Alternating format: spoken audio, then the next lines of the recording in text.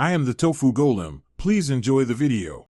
You start by backing up your workbook because changing file timestamps is irreversible. Keep the original.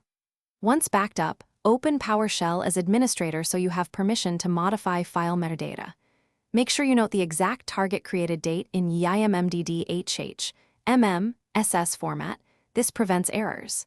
Next, navigate to the folder with CD and confirm the file name with dir. Now you're positioned to run a single PowerShell command that directly updates the file creation timestamp. You will run a precise PowerShell assignment to change the created date. This is the core step. For example, type getItem file XLSX. Creation time equals 2020-01-010830, and press enter. Once done, consider updating last write time and last access time similarly so system reports are consistent using the same format. Make sure the file isn't open in Excel. PowerShell cannot modify timestamps while the file is locked.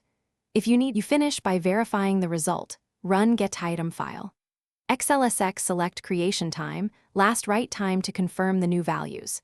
If the creation date didn't change, make sure Excel and any sync clients are closed, then rerun PowerShell as administrator. File locks or permission errors are the usual culprits.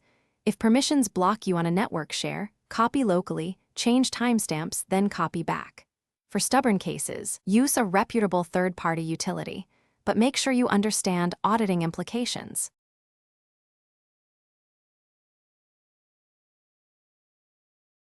Thanks for watching.